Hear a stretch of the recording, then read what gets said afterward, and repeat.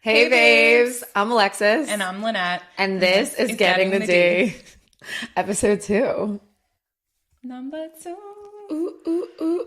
Oh my god, I can't believe we made it past 1. That was, episode 1 was a struggle. It's already going better. It's gorgeous. Yeah.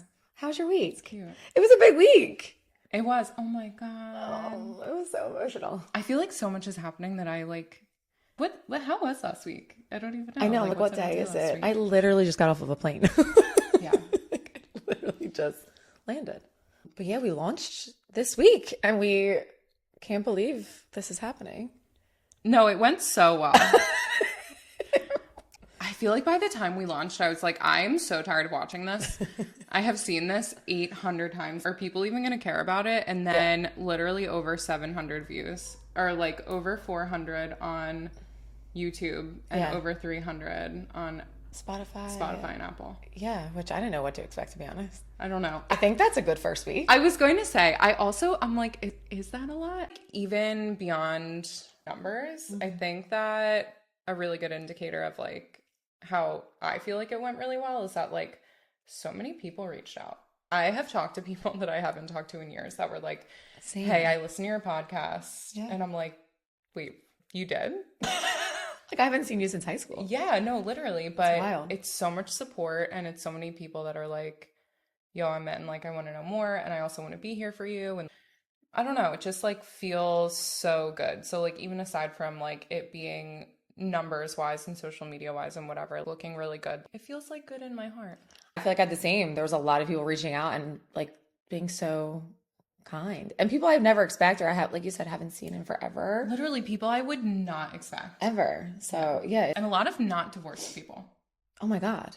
Yeah, no, I had a friend / like client. She was like, I just want to reach out and say like I listened and I'm happily engaged and about to get married. And I just think it like challenged me to look inward and be like, am I ready for marriage? And like it validated that I was, and like kind of just like looking inward a little bit more about, am I like so secure in myself right now to commit to someone else? Just bringing that up from the first episode. So I thought that was really beautiful to like have that perspective and not just someone who is getting divorced. She's literally getting married. Right. So it's like it actually can encompass so many different things and like all different really women. Cool. I like that. Yeah. I was in Canada this week and weekend for work, and I was on a shoot. Slay. Yeah. I was in this chateau in like Quebec, which was insane. And it was actually where our queen Adele shot her Easy on Me music video. Yo. Which felt so fitting. I was like, I can't be with Lynette, but like the fact that I'm in this room when we launched that day, I was like, hold up. This feels too real. The fact that we weren't together. It was sad. It was really sad. We were like, cheers from 2 different countries. Well, because people are like, what are you going to do? Like, it's launch day. I'm like, well, it's Thursday. I have to be at the hospital all day. Right. And Alexis is in Canada. So yeah, like we have full-time jobs. So like we didn't really touch on that too much because we kind of dove right in last time. But yeah. I mean, I'm a hairstylist full-time in a salon behind a chair. But on top of that, I'm a bridal stylist and I do a lot of like editorial work as well. So I'm kind of always moving. And yeah, Lynette's also... What do you do? Well, I'm a nurse full time. And then I also, and this is something that we'll talk about more, but I'm just like, my personal life is so busy. Like we're booked and busy, girlies. We're booked and busy. But we want to find time because we love, like this is important. Keep it on with that. That's showbiz, baby. That's showbiz, baby. That's show. She comes off a flight and we record. We've had one successful episode and we're like, that's biz. That's the biz. That's the biz. That's the biz, and that's the riz. The riz. The riz. I just can't believe like the amount of people. So we just want to say thank you so much. I think it's so incredible the amount of people that like reached out and watched and like hit us up even on top of it. Like funny because like, people are saying it's like brave, and I'm like, oh, I didn't even think about it like that. Yeah. It felt like such a natural thing to be like, oh my God, like, like the girlies need this. They need a resource, and like because we needed a resource. No, oh my God, 100,000%. Right. So this is like exactly why, right? We needed that. So it felt like very natural to just be like, yeah, let's do it. Let's talk about it. But I've never been like super personal. I am an open book. Like I'll talk about anything. Same, to a fault. I'm like, oh yeah. Yes, I will like I'm like, whoa, I just said a lot today. Yeah. Like when I'm like behind the chair, I'm like, ooh, I said a lot. Yeah. Yeah. Like everyone knows about everything in my life. Every single client. We're very honest people, so it's not like we ever have to like backtrack anything. But yeah, sometimes I'm like, oh, I told you a lot. I told you a lot today. Yeah. Yeah. And I don't know. I think it disarms everyone else. So I also don't regret it when I do it. No. It's rare when I do. I think. Yeah, no, I really don't either. I'm like, this is who I am. I'm just so grateful that we can take things that, I mean, this is honestly, and this will probably kind of take us into the next point, but like, this has been one of the worst experiences I've ever had in my life. And to be able to like turn it into a positive or allow it to help somebody else, I'm so grateful that we're able to do that. We had a little liquid courage last night. We're drinking seltzer. This is seltzer and it's refreshing and beautiful. But I'm going on vacation, so I'm chilling on the wine. I think she is. You get it, girl. Woo! Can't wait for that one. Oh my God, can't wait to tell the deets about that. Yes. But I feel like it wouldn't be right to dive into the other D words that are post-divorce without talking about divorce. We need to talk about what's going on when it's happening, because that's the hardest part, and that's what people want to know. Like, how did you get to that point, and like, how did you make that decision to like, you know, leave and or choose yourself or whatever it may be. That's so hard.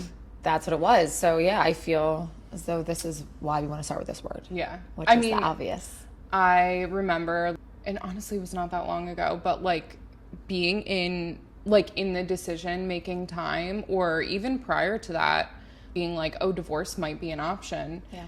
And I would have loved to hear from somebody else who like, did it and was like, oh, it's actually going to be okay. So like, I think it is really important to see somebody who like very, very recently went through it.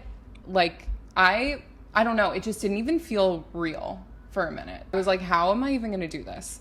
You're experiencing a lot of post-divorce things, but I am experiencing the divorce. So like, what does it actually look like? And like, if you're going through it right now, like, how are you going to get through it? So, I think like, initially, like, so I had an event that happened, right? So like he cheated, and initially divorce wasn't even like on the table. I was like, oh, hell no. I'm not gonna let the rug be ripped out from under me and like completely change my life. I'm not getting divorced. I would have done anything to like make that work. Obviously, when I found out, I was so sick to my stomach and like literally grieving. Like it felt like someone died. And I immediately did everything that I possibly could. No, this isn't happening to me. I was like, no, I'm not. No, we're not doing this. No. So I like literally immediately when I found out, obviously I like cried for days, didn't eat, didn't sleep.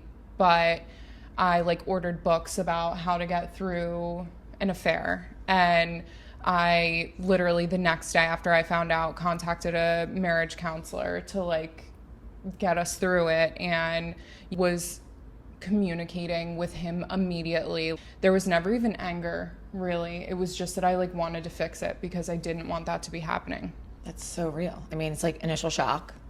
Oh my God. Like, oh wait, I'm drowning, but I need dopamine, and I need to make sure like we need to like fix this. Oh my God, I was fix it. Hanging on for dear life. Yeah, of course. Like I was like, oh, absolutely not. Yeah. Like, this isn't gonna be me. No. Couldn't be me. Yeah, I was like, we're gonna get through this. This is not happening. But yeah, I remember like in that initial stage, it just being so terrible. And literally, I couldn't even sleep in our bed. I couldn't do like I remember saying to him, like, every single piece of every single thing in this home reminds me of you. Everything down to the pens on the desk, because we have picked out every single thing together. And I remember being like so sick. Like at one point I said to him, even looking at my own name reminds me of you. And like, how the fuck am I supposed to get through that? Yeah. Like how, like it just, oh my God, it was like the craziest feeling. No, I mean, that first initial, I mean, again, we have different stories and we've explained that, but like I felt as though I was this same kind of spiral way, especially being the one like, I'm going to blow this up. And I'm so anxious and I'm trying to like stay in like that first 6 months of like trying to make it work, but knowing deep down that this isn't going to work, but like I need to try and make it work. But it didn't seem like I was trying to him, and just like that was hard. I remember like I was my skinniest I've ever was. That's the other thing. So like, a little bit of a slay, but also so like somebody said to me though, they were like, no, you looked sad. Like you looked really like sick. Like I look back at photos and I was like, oh, she wasn't eating. Yeah. And no, she was just running around and honestly filling the time and being like, I need to be outside with my friends, or I need to be like working late because like I just want to avoid dealing with this at all costs, or going home and like facing this head on. And like that's the initial thing I think for most people, either deciding or like you, when you're just happened to you and you're like, what the fuck do I do now? Oh my God, that was terrible. Yeah, so I remember like that limbo stage is.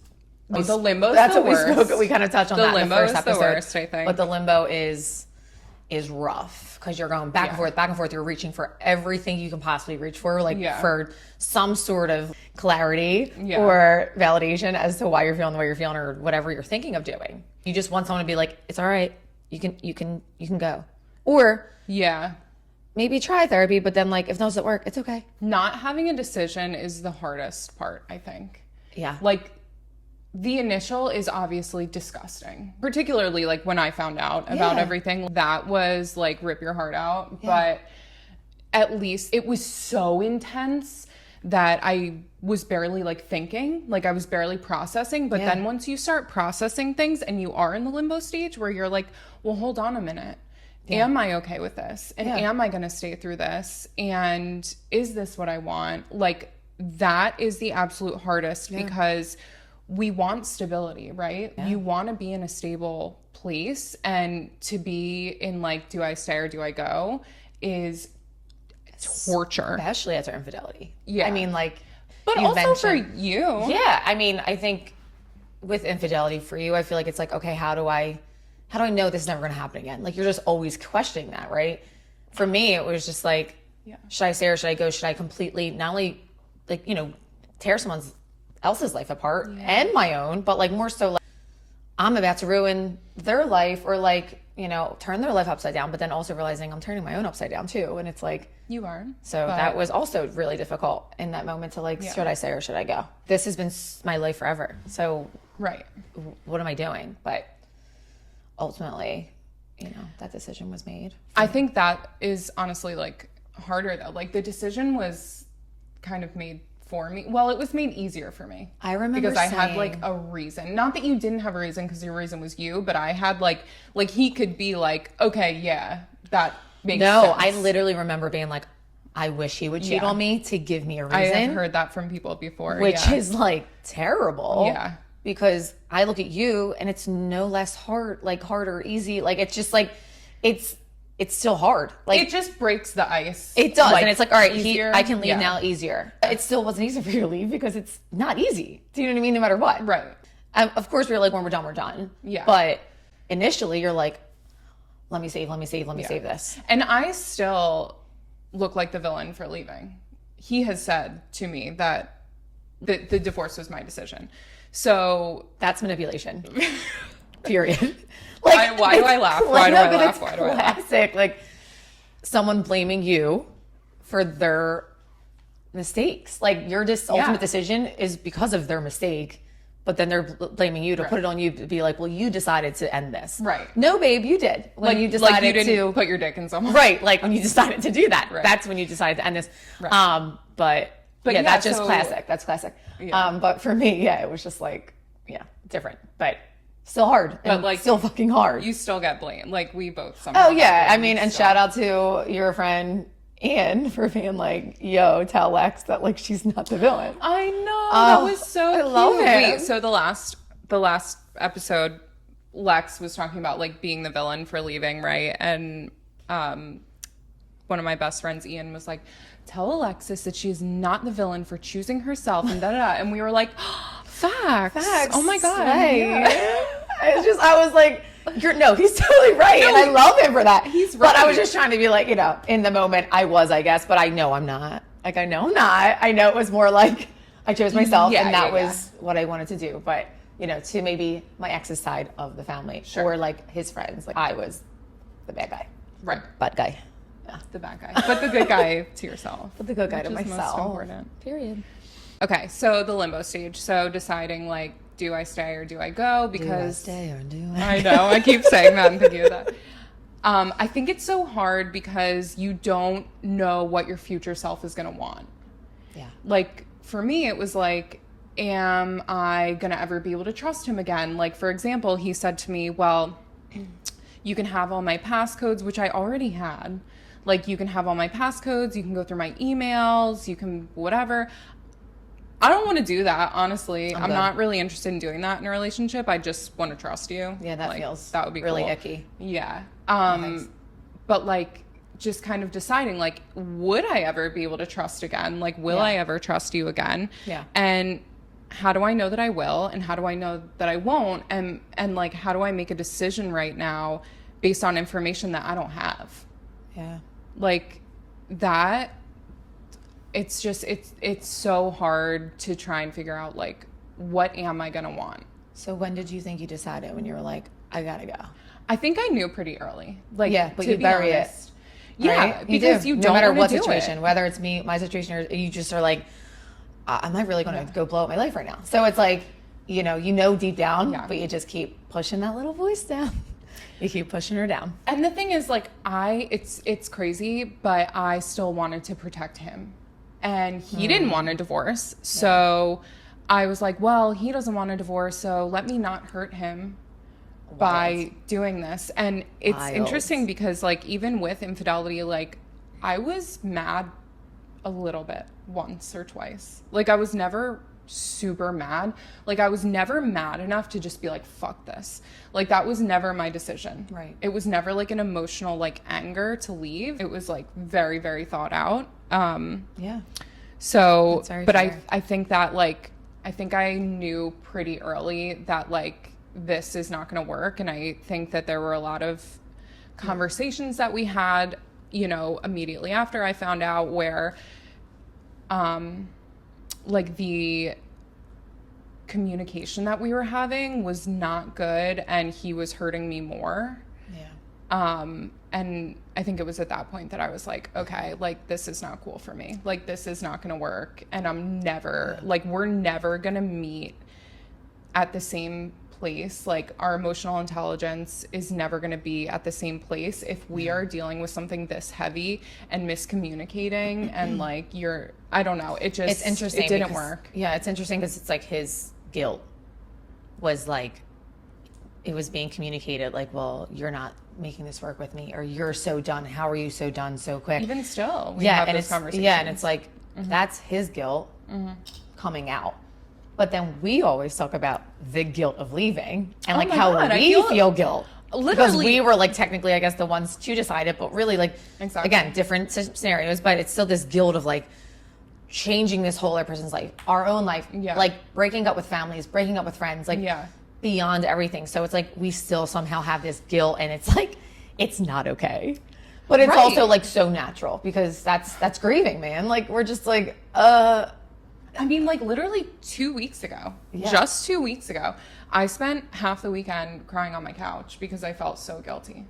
Yeah, like, that's insane. And that's crazy to walk away from an affair. But it's also not like crazy because it's so normal and human. Like, well, right. Yeah. I mean, it's not like crazy. Like it happens. Like the thing that I want to say is that it happens. Yeah. And if you think that you're going to be like cool in 4 months and I had a good reason to leave, you know, I'm not. Like, it doesn't, like, you still will cry on your couch and you will still feel guilt, and that is okay. Like, it's okay. And it's it apparently it hurts for a while, which I'm not looking forward to. I mean, again, why am I laughing when that's actually really sad to think about?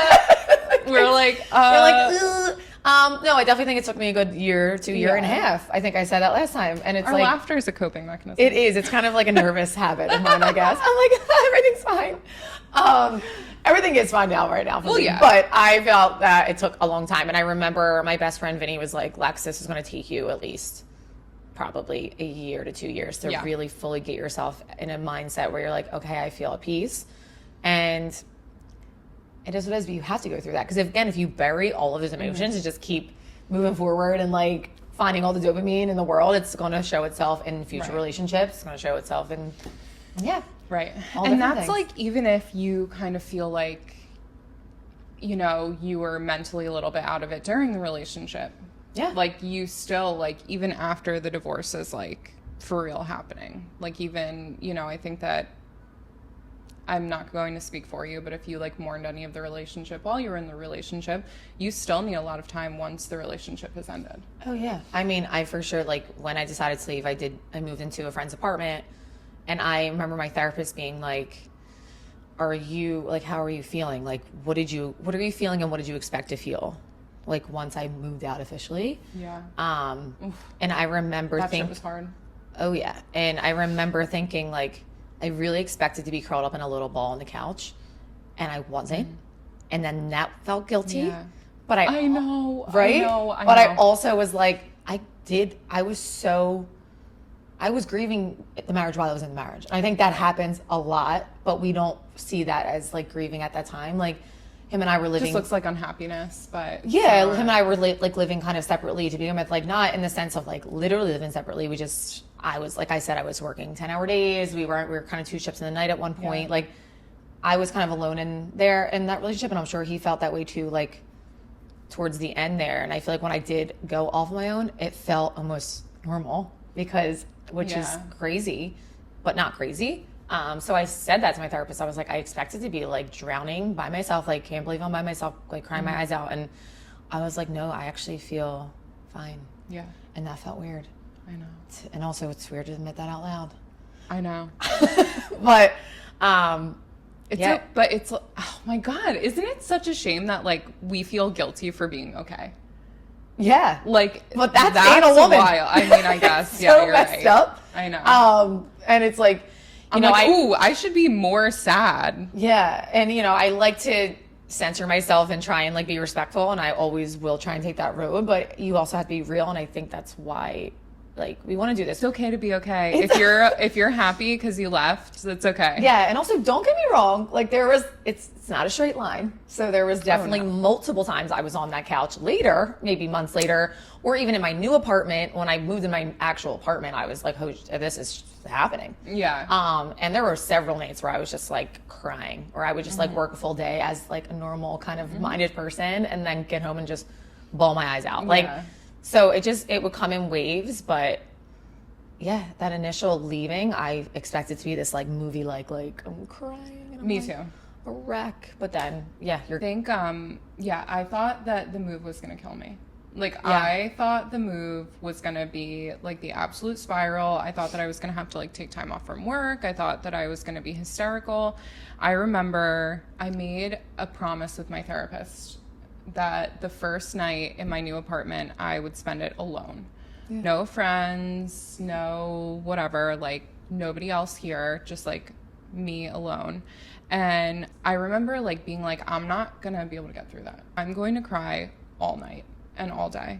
Yeah. When I moved in, I remember waking up, it was a Saturday morning. I woke up and I actually cried because I was so happy. And I was like, wait, I have chills. Stop! Are you getting teary-eyed? Because are we crying right now? I was like, this is gonna happen. We're gonna cry. I was like, baby, you did it. You did it, baby. Like, you did it. And like, I made myself breakfast, and I just remember being so happy, just feeling like so free and so myself. I like that day I went out and got myself flowers. Like, it was just such like a liberating and beautiful thing that I thought was going to like actually bring me to my knees, and it didn't.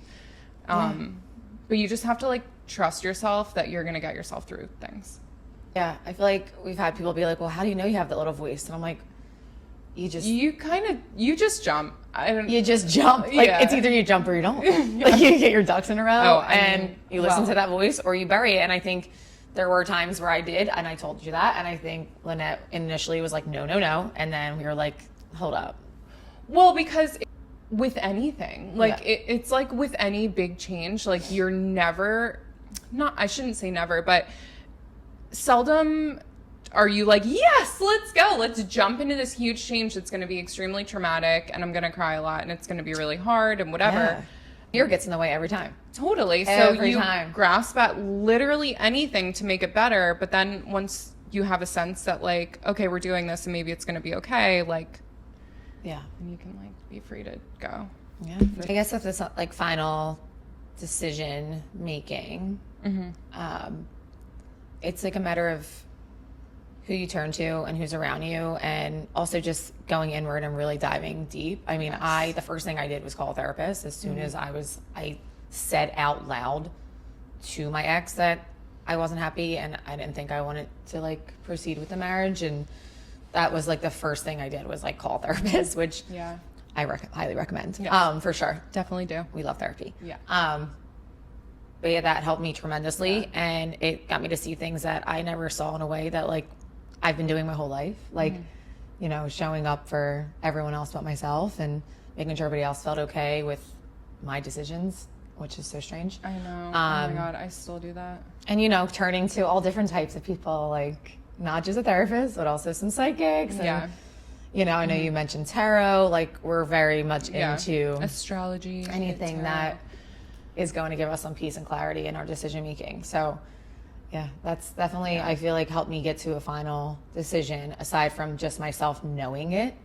I think I just needed this like random third party that doesn't know me at all. Have you ever seen the meme or like the quote or whatever that's like, stop gaslighting yourself?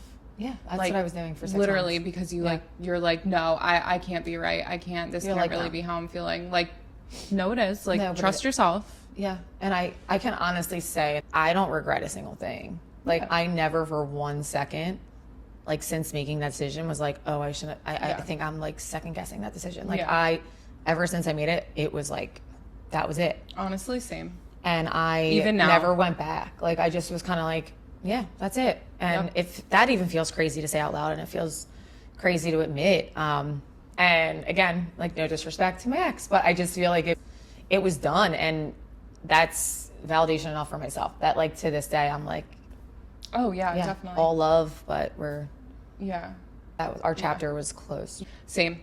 The book was closed. Like, really, even though mine's more recent, I am so happy. Like, that's the decision that I made. And like I say pretty often that like this happening, and it like hurts me to say this again because like I want to protect him, but this is a blessing for me.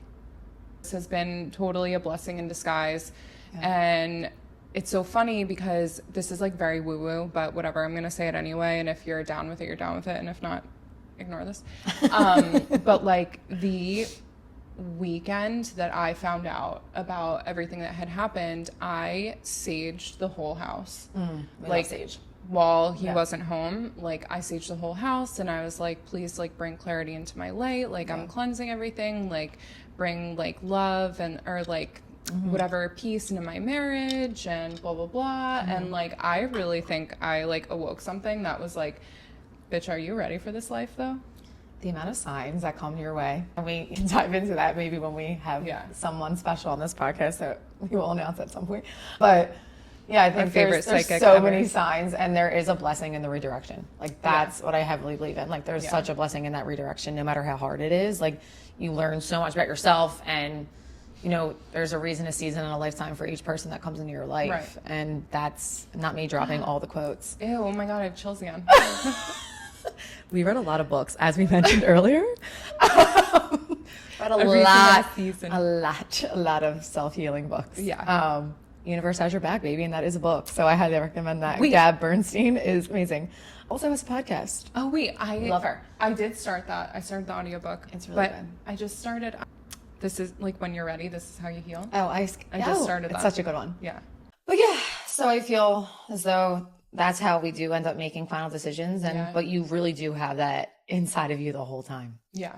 There are some helpful teachers along the way. Definitely. I actually saw a thing on Instagram the other day that was like, it was like a joke, but it was like how men deal with a breakup. And it was like, oh my God, they're so sad in the beginning. And then they just, after they like do their mourning, they just like go. But women are like so powerful and so strong immediately, and then it like hits a couple months later. And it's so interesting because I was a badass when this first happened. Not that I'm not now, but like not like that. But like when this first happened, I was like, oh my God. Like, I was on my shit. I was like journaling, meditating, working out, reading, I felt so in tune with the universe. I felt so in tune with myself. Yeah. I was so myself and so strong. Like I didn't even really cry in the beginning. And once the dust started settling and like shit started getting real and I didn't have as much to do as in finding an apartment, as in figuring out how to get the divorce, as in you're just kind of like full speed ahead that whole time where you're like, I need to find somewhere to live. I need to set myself up, security, safety, or like survival. And like telling people what happened, like talking, like people checking in on you constantly. How are you doing? Blah, blah, blah. And you're like, just all of that settled, and then you're like, whoa, I have to face this. Yeah. It's like when you have I'm like in that now. You have that now, but you have the moment where you're sitting in your apartment and it's super quiet and you're just like, oh, this is my life now.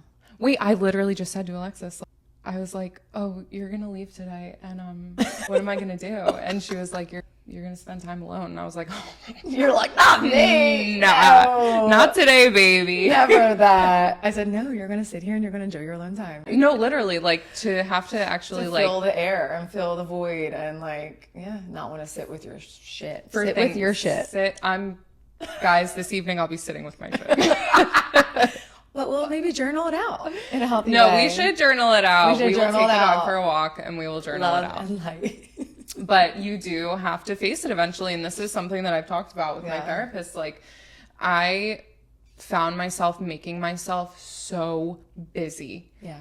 Just to distract myself from having to do like the deep healing. And like, honestly, it was like just last week that I was like, bitch, you got to do this. Yeah. Like, I'm doing well, I think, all things considered, but like there's definitely room for me to heal more, and definitely like anxiety that I have that I like want to address. And she was like, you are filling your time with tasks literally constantly. I would do the same thing. And it's like, I've realized that it's because there is a very large aspect of my life right now that feels really out of control. Yep. And also your identity too. Exactly. I was a wife for so long. Life. Yeah. And now I'm a partner to somebody. Exactly. For how long were you guys together total? 13 years. Yeah, I was 11. So it's like it's a huge thing to have to grasp and be like partner forever. Yeah. That is very much how I identified. We were very codependent. Yeah.